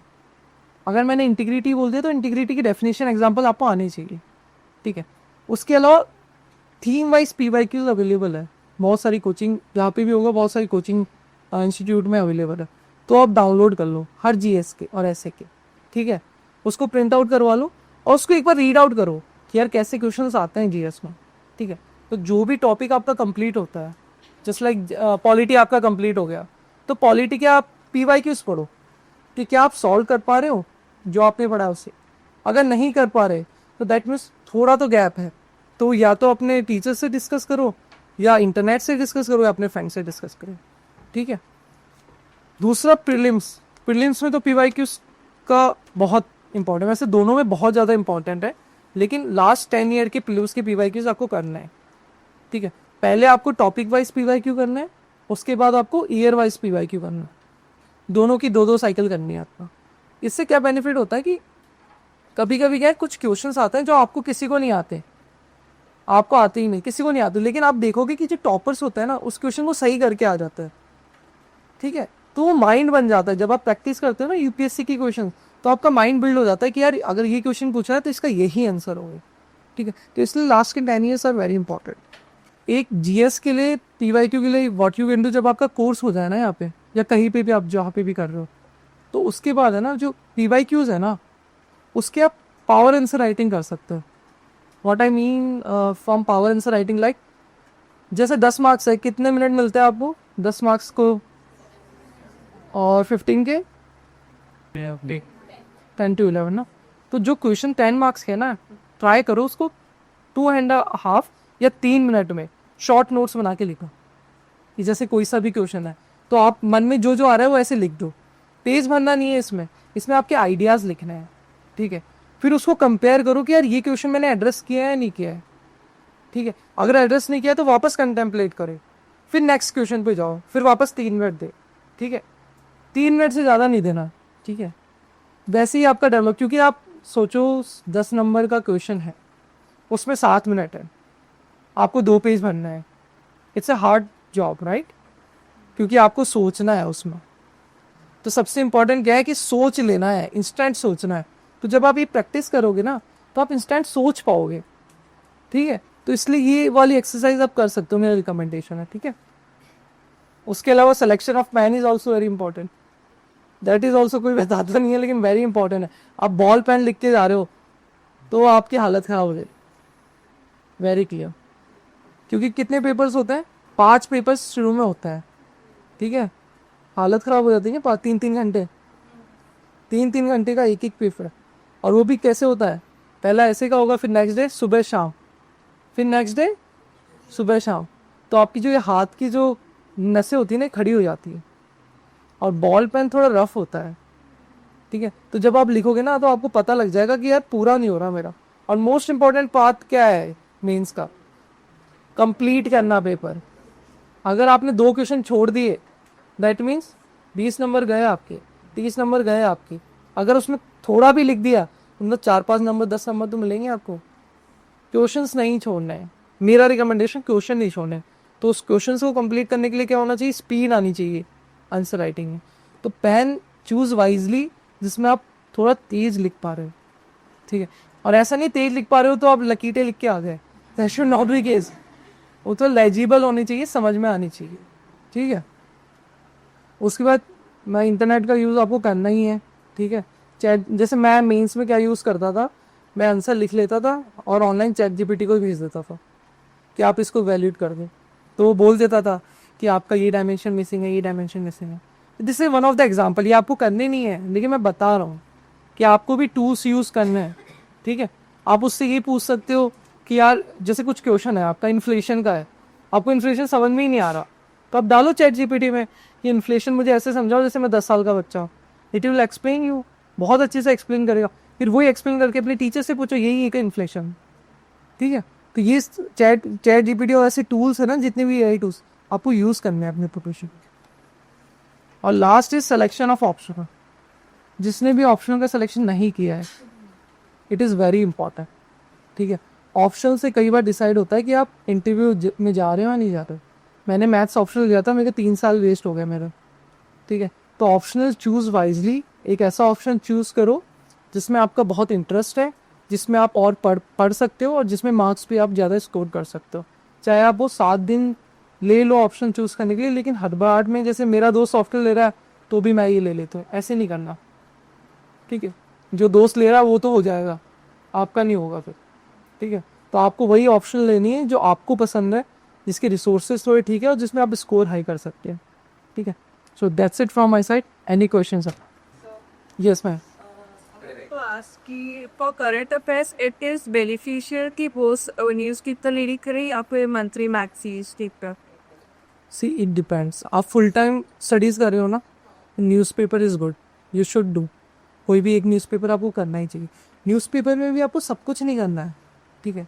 अब जैसे एयर इंडिया की न्यूज़ है, वो बार बार आ रही है सेम न्यूज़, आप उसको बार बार पढ़ रहे हो तो दैट डजंट मेक सेंस, ठीक है।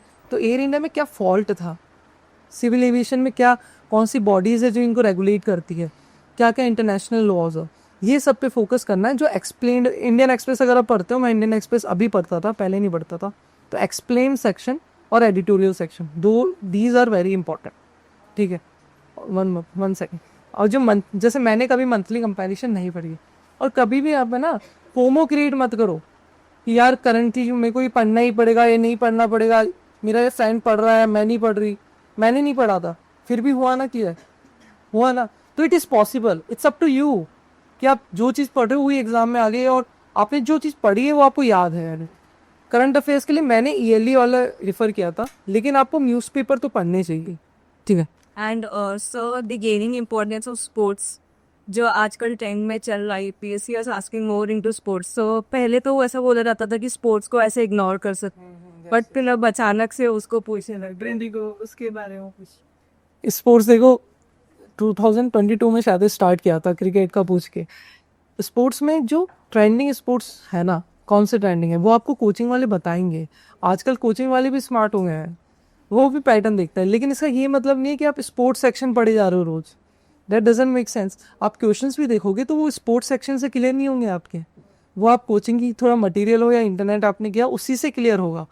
तो उसमें आपको ये नहीं सोचना कि स्पोर्ट्स तो अब बहुत ज़्यादा क्वेश्चन, 2-3 क्वेश्चन ही तो आ रहे हैं, 2-3 ही आ रहे हैं ना, उसको आप छोड़ दो। उसके अलावा इंपॉर्टेंट क्या है, पॉलिटी में से 15 क्वेश्चन आ रहे हैं, इकोनॉमी से आ रहे हैं, एनवायरनमेंट से आ रहे हैं, ये इंपॉर्टेंट है ना।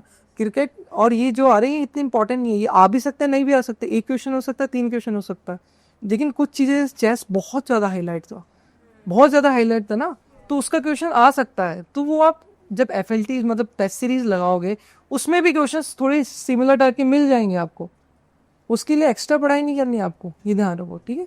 Okay Yes, ma'am. So, what are the barriers for you? Like, you dropped mathematics, and you want that I can. So, like, see optional is like your baby, ठीक है, आइदर गर्लफ्रेंड और real baby, ठीक है, तो optional change करना decision बहुत hard होता है, क्योंकि I have given 4 years to mathematics option, ठीक है, तो हर्डल बेसिकली यही था कि टाइम कम था, I am a working professional और मुझे ऑप्शनल चेंज करनी है और मुझे पढ़ाई भी करनी है, पूरी ऑप्शनल करनी है, और मेरा कंपटीशन क्या है, जो ऑलरेडी सोशियोलॉजी के बैकग्राउंड्स हैं, ऑलरेडी 4 साल दे चुके हैं, या कुछ लोग जो फर्स्ट अटैम्प्ट है, तो competition is also very high, तो बेसिकली हिंड्रेंस अपना खुद ही है, ठीक है, ये नहीं है हिंड्रेंस आपकी, ठीक है, आपको इन सब के बारे में नहीं सोचना है, आपको अपने टारगेट्स बनाने हैं। जैसे मैंने क्या किया था, लोग दिल्ली में जाके पढ़ रहे हो खूब, आप लोग भी पढ़ रहे हो, सब कुछ छोड़ के पढ़ रहे हो, मैं वर्किंग प्रोफेशनल हूँ, अगर मैं सोचने लग जाऊँ कि यार मेरे से तो 24 घंटे ज़्यादा पढ़ रहे हैं लोग, तो मैं पढ़ नहीं सकता ना, फिर एक साइकोलॉजिकल प्रेशर बन जाएगा। तो ये सब नहीं सोचना कि वो ईयरली कंपाइलेशन उस कोचिंग की पढ़ रहा है, मैं ईयरली इसकी पढ़ रही हूँ, कुछ भी नहीं सोचना, आपको बिलीव करना है खुद पे means you need to set your own targets. अगर जैसे मैंने ऑप्शन चेंज किया, क्यों सक्सेसफुल हुआ मैं, क्योंकि मैंने अपने सेट टारगेट्स किए, मैंने कहा कि सब कुछ नहीं पढ़ सकता मैं, सब कुछ नहीं पढ़ सकते ना, बहुत कम टाइम है, वर्किंग प्रोफेशनल है, जनवरी में मैंने चेंज किया, सब कुछ नहीं पढ़ सकते, तो मैंने आइडेंटिफाई किया कि मैं क्या क्या पढ़ सकता हूँ, और जो मैं पढ़ूंगा मैं बहुत अच्छे से पढ़ूंगा, तो मैंने सिर्फ एक रिसोर्स पे ही फॉलो किया और उसी रिसोर्स को बार बार किया, ठीक है, और वो बार बार करने का ये बेनिफिट हुआ कि जैसे ही मैं आंसर्स गया पेपर देने तो वो मुझे याद था और वो मैंने पूरा रेप्लिकेट कर दिया, इसलिए मेरे अच्छे मार्क्स हैं। तो आपको ध्यान रखना है, hindrance will be created by yourself, sometimes by your family, ये प्रेशर डालेंगे, लेकिन उसका भी प्रेशर आपके ऊपर लेना सिर्फ आपके माइंड पे ही डिपेंड करता है ना। अगर आप उसको बहुत सीरियस ले रहे हो कि मम्मी पापा ने ये बोल दिया आज तो मेरा ये हो गया, तो वो आपका इशू है, बोलेंगे लोग, फ्रेंड्स के सिलेक्शन होगा आपके साथ साथ इस जर्नी में, वो आपको ही ध्यान रखना है कि इस जर्नी में है ना बहुत अप्स एंड डाउन्स आएंगे आपको, और उस अप्स एंड डाउन से आप सीखोगे भी, तो टूटना नहीं है, बस लगे रहना है, ठीक है, all the best. so what was the problem with maths? Like, आपकी मैथ्स ऑप्शन है क्या? See every option is good, maths is not bad, maths में लोग 320 स्कोर करते हैं, इस बार 325 कुछ ऐसा मार्क्स है, सोशियोलॉजी का हाईएस्ट 293 है, तो कुछ लोग ले रहे हैं मैथ्स इसलिए अच्छे मार्क्स भी आ रहे हैं ना, तो it all depends on you कि आपका इंटरेस्ट क्या है। आप मैथ्स के PYQs निकालो, ठीक है, PYQs देखो कि आप सॉल्व कर पा रहे हो क्या। मेरा बार बार नहीं हो रहा था ना, तो मेरे को कॉन्फिडेंस नहीं आ रहा था, that's why I have changed, और बहुत मुश्किल है चेंज करना। तो आप अगर मैथ्स ले रहे हो तो यू शुड बी श्योर कि आप मैथ्स ही पसंद करते हो। 4 साल बाद ये नहीं होना चाहिए कि यार मैथ्स तो मेरी हो नहीं रही। तो PYQs आप डाउनलोड करो, देखो कि आप सॉल्व कर पा रहे हो, मैथ्स की स्ट्रेटेजी करो, और मैथ्स में बस एक ये ध्यान रखो कि मैथ्स का जो कंपटीशन है ना वो बहुत हाई है, मतलब you will be competing with the IITians, ठीक है, तो ये माइंड में रखना है। लेकिन इससे ये नहीं कि आप कर नहीं सकते, ठीक है, कोई भी कुछ भी कर सकता है, लेकिन आपका कंपटीशन बहुत हाई है, तो इसमें स्केलिंग होती है। If you heard about it, कि मैथ्स में आप 500 नंबर ला सकते हो ना, तो 500 क्यों नहीं आ रहे लोगों के, समथिंग इज देयर ना। ह्यूमैनिटीज़ में आप नहीं ला सकते 500, लेकिन मैथ्स में तो ला सकते हो, तो भी नहीं आ रहे, दैट मीन्स कुछ तो हो रहा है। तो उसमें यह है कि जो टॉप में है ना, मैथ्स में टॉप में मतलब जो बहुत अच्छा स्कोर कर रहा है उसके तो अच्छे आ जाएंगे, लेकिन आप बीच में आ गए ना तो आप एक्सपेक्ट नहीं कर सकते अच्छे, आपके नीचे ही जाएंगे। तो टेक्निकल ऑप्शन का ये है कि आपको बहुत अच्छा होना पड़ेगा उसमें। ह्यूमैनिटीज़ का ये रहता है इतनी स्केलिंग नहीं होती, तो आप एवरेज स्कोर कर सकते हो। मैथ्स में हाई लो होता है, एवरेज बहुत मुश्किल होता है। तो ये सब देख के, टॉपर्स की स्ट्रेटेजी सुन के, PYQs देख के ही डिसीजन लो। और ऑप्शनल में आप टाइम लगाओ, आप 1 हफ्ता लगाओ आराम से, कोई टेंशन नहीं है। किसी के प्रेशर में मत आओ कि यार कोर्स स्टार्ट हो गया है अब तो मैं पीछे रह जाऊंगी, कोई पीछे नहीं रहने वाले आप, ठीक है। See daily routine is different for everyone, ठीक है।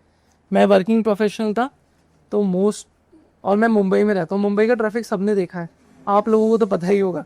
तो 1 hour travel, 1 hour going back. तो मेरे पास जो वर्किंग डेज में 3 to 4 आवर्स रहते थे, ठीक है, पढ़ने के लिए। और सैटरडे संडे मेरे पास रहता था कि मैं इंक्रीज कर सकता हूँ।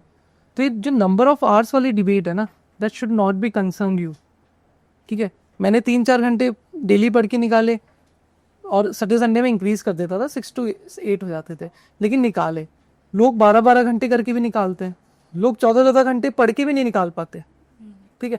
तो it number of hours is does not matter, ठीक है। व्हाट मैटर्स इज कंसिस्टेंसी, कि आपने जो लिखा है कि आज 4 घंटे में मुझे कंप्लीट करना है, वो कंप्लीट हो जाना चाहिए। उसके बाद जब प्रीलिम्स या मीन्स पास में आ रहा है, तो जितना भी आप पढ़ रहे हो उसको डबल करना है। If you are studying 4 hours तो आपको 8 आवर्स करना है। इफ़ यू आर स्टडिंग 6 आपको 12 करना है, ठीक है। क्योंकि जैसे जैसे एग्जाम पास में आएगा ना, आपको आपकी एफिशिएंसी तो इंक्रीज होगी ऑटोमेटिकली, ठीक है, लेकिन नंबर ऑफ आवर्स आपको इंक्रीज करने ही पड़ेंगे, क्योंकि इतना सारा रिवाइज करना है आपको, ठीक है। तो number of hours does not मतलब इतना कंसर्न नहीं है। इट्स ऑल अबाउट कि आपको परसिवरेंस शो करना है, डेडिकेशन, कंसिस्टेंसी, और एक टाइम टेबल बना के पढ़ाई करनी है, ठीक है। ओके। So interview आपके कितने मार्क्स? इंटरव्यू में मेरे कम मार्क्स थे लेकिन इंटरव्यू में मेरे कम मार्क्स थे, 157 मार्क्स थे, ठीक है। इट्स ऑल बिकॉज मेरा डे अच्छा नहीं था वो, इट्स अप टू, और मेरे हिसाब से मैं वैसे प्रेजेंट नहीं कर पाया जैसे मुझे प्रेजेंट करना चाहिए था, ठीक है। तो वो कुछ ना कुछ रह जाता है आपका इस प्रिपरेशन में। कि 157 इज़ वेरी लो मार्क्स, अगर आप कंपेयर करोगे ना एवरेज, तो 183 is average marks in interview. तो इंटरव्यू स्टेज में किसी ना किसी का हो ही जाता है। किसी के जीएस में अच्छे आ जाते हैं तो किसी के इंटरव्यू में रह जाते हैं, किसी के इंटरव्यू में बहुत अच्छे आ जाते हैं तो जीएस में थोड़े कम रह जाते हैं। इट्स ऑल डेस्टिनी, ठीक है। So first of all, congratulations. Thank you. My question to you is that what was your approach towards a 10-mark answer and a 10-mark answer? Was there a proper defense towards in your opinion? See, first of all, read question carefully, both 10 marks and 15 marks. If you see in 15 marks, most of the time there will be given different type of question. For in first part they will ask different, in second they will ask criticism, recommendation. So you need to create different headlines. Okay, clear headlines, ठीक है। But in some of the 15 marks cases what happen, एक simple question पूछ लेता है तो उसमें आपका dimension नहीं है। In that you need to create your own dimension based on the, अगर critically analyze or discuss है तो आपको अपनी एक डायमेंशन बनानी पड़ेगी, क्योंकि 3 पेज तो आपको भरने हैं। मेरा रिकमेंडेशन ये है, पेज तो भरने हैं आपको। ऐसा नहीं 2 पेज का है और 1.25 पेज भर के आ गया और आप सोचो आप टॉप करोगे। आपको 2 पेज भरने हैं, 3 पेज भरने हैं। तो जो 15 मार्क्स क्वेश्चन है उसमें ये इश्यूज आते हैं कभी कभी, और 10 मार्क्स में कभी ये इशू नहीं आएगा, क्योंकि वो क्वेश्चन में आपकी पूरे ऐसी डायमेंशन दी होगी जो भरी जाएगी, और कोई डिफरेंस नहीं है, ठीक है। सेम ही टाइप का होता है और ज़्यादा कोई डिफरेंस नहीं है। So the biggest concern is essay writing. As you mentioned that it needs to be clear, concise, and there should be a proper flow as well. But then when I'm about to write an answer, which is essay, which is philosophical. So the one question which I attended was your perception of me the perception of me is a reflection of you, and my reaction to you is an again. So I couldn't elaborate much more on it as much as I should have.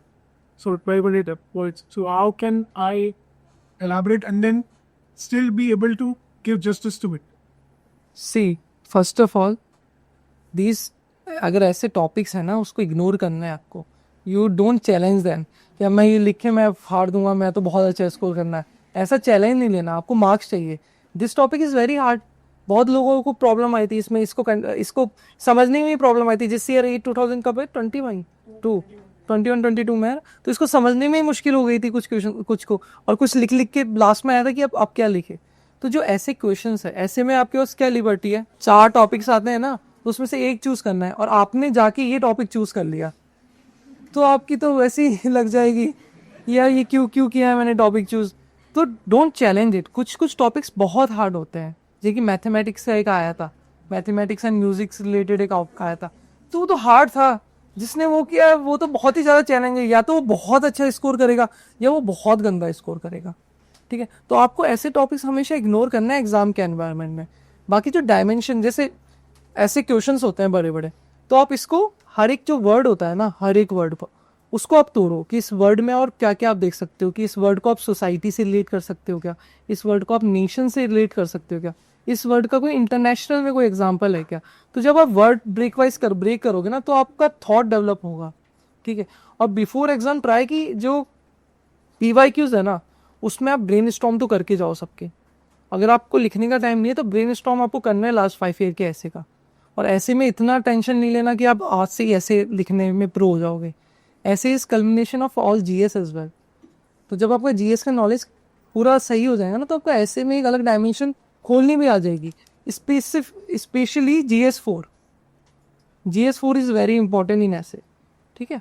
और optional का थोड़ा बहुत role रहता है लेकिन GS4 का बहुत बड़ा रोल रहता है, ठीक है। और ऐसे अटेम्प्ट नहीं करना है एग्जाम में जाके, ठीक है। Okay, Sir, is there any specific strategy for social? It is there app, it is there. So can you share some of your strategy? Okay, well, that will take one more session. लेकिन I will share in short जी। See, मेरी जो sociology की strategy थी, I have limitation. एक तो time की limitation, ठीक है। तो वो एक बून भी है एक तरह से, क्योंकि टाइम की लिमिटेशन है तो आपके पास सब कुछ पढ़ने का टाइम नहीं है। तो आप क्या फोकस करोगे, एक स्पेसिफिक कंटेंट को फोकस करोगे। तो मैंने क्या किया था, स्लीपी क्लासेस करके एक सोशियोलॉजी की क्लासेस है, ठीक है। मैंने उसके कंटेंट पढ़े और उसके कंटेंट मैंने 4 से 5 बार पढ़े थे, ठीक है। उसको पढ़ने के बाद जो टॉपर्स वो होते हैं ना, टॉपर्स के answer copy, if you search toppers answer copies आपको कहीं पे भी मिल जाएंगे, विजन में मिल जाएंगे या फिर कहीं और मिल जाएंगे, ठीक है। तो वो मैंने देखे कि उसमें आंसर्स कैसे लिख रहे हैं लोग, ठीक है। तो मैंने जो कंटेंट पढ़ा था उसको मैंने मैच किया कि मैं उस क्वेश्चंस को एड्रेस कर पा रहा हूँ क्या। और फिर मैंने कंपेयर किया कि टॉपर्स जो लिख रहे हैं और मेरे में क्या डिफरेंस है। It is day and night difference, ठीक है। इनिशियली यू विल फाइंड कि यार ये तो लिख ही नहीं सकता मैं, ठीक है। लेकिन जब आप प्रोग्रेस करोगे ना, जब मेंस की कंप्लीट पास में आते जाओगे तो आपको क्या करना है, हर ऑप्शन में करना है ये, नॉट ओनली सोशियोलॉजी। आपको अपने ऑप्शन के 50 पेजेस नोट्स बनाना कैसे भी करके।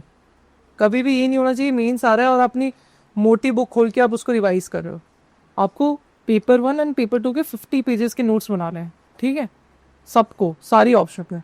और उस 50 पेजेस में ओनली इंपॉर्टेंट चीज़ें लिखनी है। ऐसा नहीं कि छोटा छोटा लिख के सभी लिख दिया उसमें, ठीक है, ऐसा भी नहीं करना। जैसे सोशियोलॉजी में थिंकर्स, फिलोसफीज, और हर चैप्टर वाइज है ना, हर चैप्टर वाइज आपको क्लासीफाई करना है। ये इस चैप्टर का ये टॉपिक है, अगर इस टॉपिक से क्वेश्चंस आ गए तो आपको कौन कौन से थिंकर्स सीखना, ठीक है। तो मैंने ये नोट्स बना लिए थे 50 पेजेस और फिर मैंने इसको काफ़ी अच्छे से पढ़ा था। मतलब आप रात को भी मेरे को उठा रहे हो ना तो मुझे वो थिंकर्स याद है। तो जब मैं आंसर्स लिखने गया ना तो इजीली मैंने उस थिंकर्स को उसमें पुट कर दिया। और मेरा जो 3-4 साल का एक्सपीरियंस था GS में तो वो वहाँ हेल्प हो गया कि जो मेरी प्रेजेंटेशन स्किल्स थी ना वो अच्छी थी। तो यार I need one guess. Okay, were you able to solve all the questions in question 10 of Maze? Mains में आपको करना ही है Um, ऑल द क्वेश्चन। कुछ क्वेश्चंस होते हैं जो बहुत ही टेक्निकल आ जाते हैं। जेम्स वेब टेलीस्कोप का क्वेश्चन आ गया था, उसमें आपको कम आइडिया है, दैट डजंट मीन कि आप अटेम्प्ट नहीं करोगे इसको। नॉर्मल आइडिया तो है टेलीस्कोप के बारे में, वो टेलीस्कोप का आइडिया लिख के आओगे। मेरा रिकमेंडेशन ये है, क्वेश्चन छोड़ के मत आओ। और ये आपका हो जाएगा जब आप मेंस का पेपर देने जाओगे ना, तो आप जनरल आंसर किसी का भी लिख दोगे। आपको बोलेंगे इस AC के बारे में लिखो, आप AC के बारे में लिख दोगे, ठीक है। मोटर है, हवा देता है, घूमता है, इधर इधर लाइट एंड लेफ्ट करता है, तो you can generic answer you will give. और इसमें पूछा गया है, ये जनरल स्टडीज है ना, बहुत ज़्यादा स्पेसिफिक तो पूछ नहीं रहा, तो जनरल आंसर तो आप सबका लिख ही सकते हो। कुछ क्वेश्चंस होते हैं जिसमें आपको हाई स्कोर करना पड़ता है, आपको ब्रेक करना है ना एक लिमिट को कि 110 से ऊपर जाना है, तो उसके लिए आपको स्पेसिफिक पॉइंट्स डालने होते हैं। जैसे एग्जाम्पल्स डाल दिया, केस स्टडीज डाल दिया, कुछ आर्टिकल्स डाल दिए, ऐसे कर। तो क्वेश्चंस तो मेरी तरफ से रिकमेंडेशन यही रहेगी कि सारे क्वेश्चंस अटेम्प्ट करके आओ, छोड़ना नहीं है कोई भी क्वेश्चन। और कुछ ऐसा क्वेश्चन आ जाए जो सही में समझ में, जैसे फिजोर्ड का आ गया था क्वेश्चन, सुना है फिजोर्ड क्या होता है? मेरे को तो नहीं पता था, बिल्कुल आइडिया नहीं था मुझे तो उसका। नहीं, मैं तो 2 पेज भर के आया था उसमें, मुझे आइडिया ही नहीं फिजोर्ड होता क्या है। फिर भी बेसिक्स लिख के ही आया था मैं, तो उसमें मेरे को 2 नंबर, एक या 2 नंबर तो मिले ही होंगे।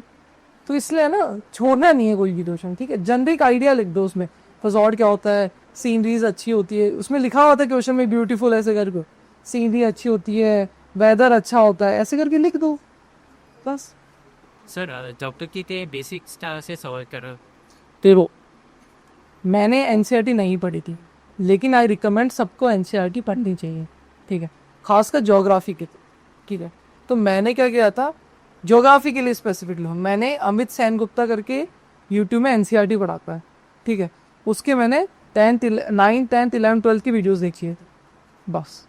तो आपको अगर ज्योग्राफी में इश्यूज आ रहे हैं बेसिक्स में, तो आप वो कर, yes you can. Sir, So, sir, as you said that the answer should not be random, it should be data oriented and everything is the depth. So, but again, he said you are a working officer, and I guess many people there are through the working and they are studying for this. Since once we had a lecture on of Oliver and Fire, and she said that I used to write more than 10 answers per day. That she used to evaluate everything and everything. So it fears me like at this stage we had not even a single attempt, and we had a 1 year. So being a working and study for USC, how did you practice first for getting ordinary and properly? The nan is not a so what was the self? First of all सबकी strategy अलग रहती है, okay मेरी strategy अलग है, उनकी strategy अलग है, शी हैव डिफरेंट थॉट्स और डिफरेंट लाइफस्टाइल, सब कुछ अलग है, मेरा भी अलग है। किसी और की स्ट्रेटेजी अपने ऊपर थोपनी नहीं है कि उन्होंने ऐसे बोला तो ऐसे ही क्रैक हो सकता है। एक स्टार्ट पॉइंट है, एक एंड पॉइंट है, एक ही रास्ता नहीं है, ऐसा रास्ता है, किसी का ऐसा रास्ता है, किसी का ऐसा रास्ता है। अगर मैं अपनी बात बताऊं, मैंने जीएस का एक भी टेस्ट नहीं लिखा इस बार, एक भी, ओनली मैंने अभ्यास जो विजन का होता है ना, सिर्फ वो लिखा है। तो अगर ये किसी को बताओगे आप, तो ये तो निकाल ही नहीं सकता ना। कोई जीएस का बिना पेपर एफएलटी के निकाल सकता है क्या? नहीं निकाल सकता ना, क्योंकि मैंने ऑप्शनल चेंज की थी। मेरे सर्कमस्टेंसेज आर टोटली डिफरेंट। मुझे ऑप्शनल नहीं है तो मुझे ऑप्शनल की टेस्ट सीरीज लगानी थी, तो मेरी प्रायोरिटी क्या थी? ऑप्शनल की टेस्ट सीरीज लगानी। लेकिन उसके लिए मैंने क्या सेक्रीफाइस किया? जीएस की मैं नहीं लगाऊंगा। लेकिन अगर नॉर्मल इंसान को आप बताओगे, हो ही नहीं सकता, ये तो पॉसिबल नहीं है। Until you do it everybody will say कि ये पॉसिबल नहीं है। जिस दिन आप कर दोगे आप बोलोगे ये पॉसिबल है। तो डोंट गो ब्लाइंडली कि किसी ने आपको कह दिया कि आपको ये करना ही पड़ेगा, आपको 10 क्वेश्चन करने ही पड़ेंगे। तो कुछ लोग ऐसे भी हैं जिन्होंने एक क्वेश्चन लिखे हैं, कुछ लोग ऐसे भी है कि जिन्होंने जीएस के पेपर से नहीं लिखे हैं। लेकिन इट डज, इसका मतलब ये नहीं कि आप जीएस के पेपर ही नहीं लिख रहे, ठीक है। वो जीएस के पेपर लिखना is very important for you. मैंने 3 साल पहले से 2 बार मेंस दिया था, तो मेरे लिए ठीक था, लेकिन आपके लिए वो लिखना ज़रूरी है। तो आप अपनी स्ट्रेटेजी बनाओ कि आप कैसे पीक कर सकते हो। पीक करने का मतलब ये नहीं कि रोज़ आप 10 क्वेश्चन लिख रहे हो और सब कुछ बंद हो गया आपका लाइफ में, आप ना ऑप्शनल कर पा रहे ना आप जीएस को पढ़ पा रहे हो, ठीक है। तो अपने हिसाब से देखोगे कि आप कितने क्वेश्चंस लिख सकते हैं। और क्वेश्चंस की प्रैक्टिस इसलिए इंपॉर्टेंट है क्योंकि speed is important in GS. जैसे 20 क्वेश्चन कंप्लीट करना, it's not a easy task. तो इसलिए वो मैडम ने इसलिए बताया होगा कि रोज़ उन्होंने 10 क्वेश्चन लिखे होंगे ना, तो उनकी स्पीड बहुत इंक्रीज होगी, उसका बेनिफिट उनको मिला होगा। वैसे आप अगर 10 क्वेश्चन नहीं लिख पा रहे डेली, तो हफ्ते में आप ट्राई करो 10 क्वेश्चन लिखने की, ठीक है।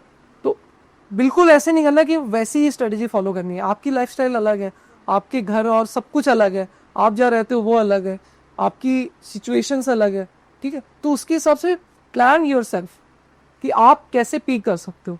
और पीक कोई भी कर सकता है। जैसे मेरा एक फ्रेंड था अनिमेश प्रधान, उसकी रैंक 2 आई थी, इंडियन ऑयल में काम करता था वो, first attempt, working professional. Nobody can believe कि AI 2 कैसे आ गई, लेकिन आ गई ना उसकी। तो आ जाती है, करने वालों की कुछ भी आ जाती है, ठीक है। लेकिन प्रैक्टिस करनी है, ऐसे नहीं है कि बिल्कुल ही नहीं करना। आपको प्रैक्टिस करके लिखने की प्रैक्टिस वेरी इंपॉर्टेंट है, क्योंकि फाइनली तो किस बेसिस पे मार्क्स होगा आपका? जो आपने लिखा है। और आपने उल्टा सीधा लिख दिया तो मार्क्स नहीं आएंगे। तो लिखना इज़ वेरी इंपॉर्टेंट, ठीक है। और घबराना नहीं है, ठीक है। It is it static? Very basic strategy. जब भी प्रीलिम्स क्लोज आ जाए तो नया रिसोर्स नहीं उठाना, ठीक है। खुद के बहुत शॉर्ट नोट्स बनाना है। इसमें प्रीलिम्स एंड मेंस की डिफरेंट स्ट्रेटेजी रहेगी। मेंस में आपके हर जो सब्जेक्ट्स है ना, उसके 10 पेजेस नोट्स बनाना है आपको। कैसे बनाना? वेरी स्मॉल, उसमें सब कुछ नहीं लिखना।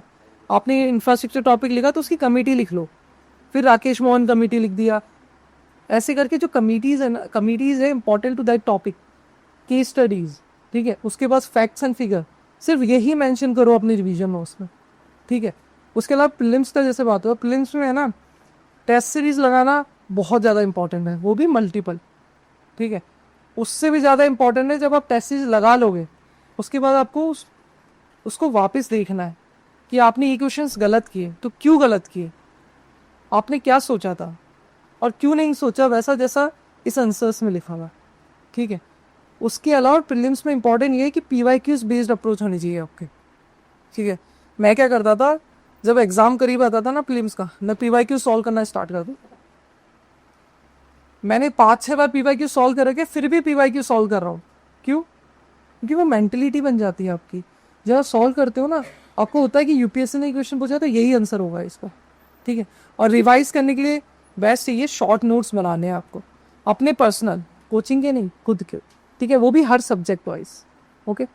आपने बहुत आगे क्वेश्चन भेज दिया, ठीक है। इट विल कम यार आफ्टर। आप पहले मेंस पे फोकस करो, फिर service preference with doubt. If you have any doubt with related to mains and उसके बारे में तो you can ask. Service preference, cadre preference, it is out of syllabus है अभी आपके, but mine is IAS, IPS and then IRS, okay. Okay, तो study hard, be confident, ज़्यादा कुछ सोचना नहीं है, अपने दिमाग को ज़्यादा चलाना नहीं है कि यार ये क्या कह रहा है, वो कितना पढ़ रही है। अपना दिमाग सिर्फ कहाँ चलाना है, पढ़ने में, ठीक है। किसी और को नहीं देखना है, खुद को दूसरों से कंपेयर ज़्यादा नहीं करना है, क्योंकि ये बहुत स्ट्रगल। आप देखो, लोग 4-5 साल तैयारी कर रहे हैं फिर निकाल रहे हैं, तो बहुत स्ट्रगलिंग जर्नी है ना सबकी, बहुत स्ट्रगल है, बहुत कंपटीशन है। और मोस्ट ऑफ द टाइम ये होगा आप में से एक भी नहीं निकलेगा और 2-3 निकल जाएंगे, हो सकता है ना। तो एक इम्पॉर्टेंट चीज़ ये भी है लाइफ में कि आपको प्लान बी का भी प्रिपेयर रखना है। ये लाइफ तो चलती रहनी चाहिए ना। UPSC होगा, UPSC की प्रोबेबिलिटी कितनी है, वेरी वेरी बेस्ट। आप सभी का होगा, मैं मानता हूँ। आप अपना 100 से 200% दो शुरुआती ईयर्स में, लेकिन बैक ऑफ द माइंड में ये भी रखो कि अगर ये नहीं हुआ तो मैं ये कर लूँगा, ठीक है। तो जो आपकी स्किल्स है, जो कॉलेज से एक्वायर की है या कुछ और एक्वायर की है, उसको भी आप पैशन की तरह फॉलो करो। कब? 2 अटेम्प्ट्स के बाद। लेकिन बैक ऑफ द माइंड ये रहना चाहिए कि अगर UPSC नहीं हुआ तो मैं कुछ और कर लूँगा। ऐसे ही नहीं UPSC में 6 के 6 साल दे दिए आपने, उसके बाद आपको लग रहा है, डिप्रेशन आ रहा है कि अब तो मैं कुछ कर ही नहीं पाऊँगा।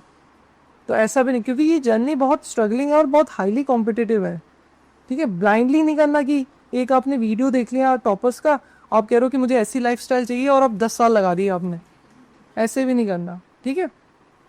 बाकी all the very best, do your best, sincerely करो, अपने आप पे कॉन्फिडेंस रखो, ज़्यादा लोगों की मत सोचो, सिर्फ खुद की सोचो, and you will do great, okay. All the very best.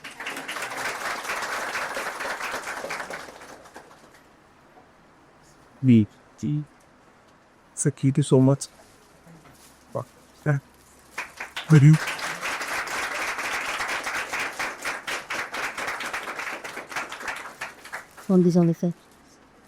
Okay, आपको सेक्शन में जो जो बताया सर ने वो सब सिर्फ इम्प्लीमेंट करो। सबसे इम्पोर्टेंट काम क्या होता है ना, इम्प्लीमेंटेशन का, एग्जीक्यूशन का।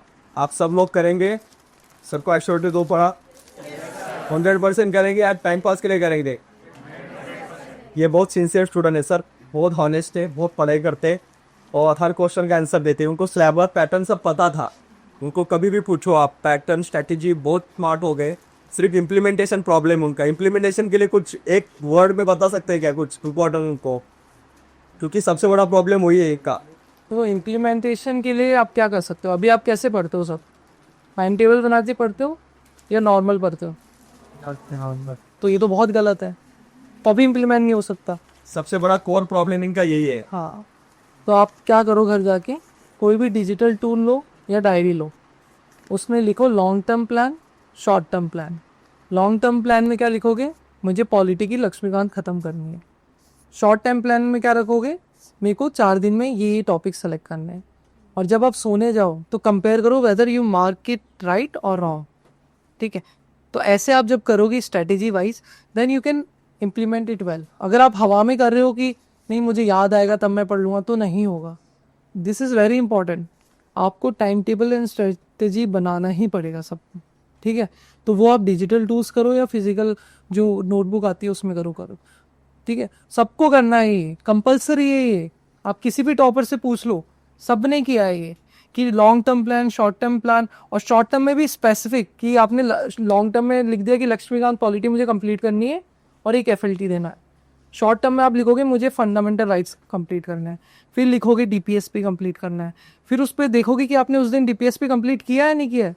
मोस्ट ऑफ द टाइम नहीं होगा, तो उसके लिए एक स्पेयर डे रखता है कि अगर ये दोनों नहीं हो तो, या ऐसा नहीं है कि आपने एक दिन बोला एक दिन में लक्ष्मीकांत खत्म करनी है, आपको पॉसिबल नहीं है ना। तो make it plan very carefully जो इम्प्लीमेंटेबल हो, ठीक है। लेकिन एस्पायर भी करना है। आपको लग रहा है कि 5 दिन में कंप्लीट होगी लक्ष्मीकांत, आप सोचो 4 दिन में करनी है आपको, ठीक है।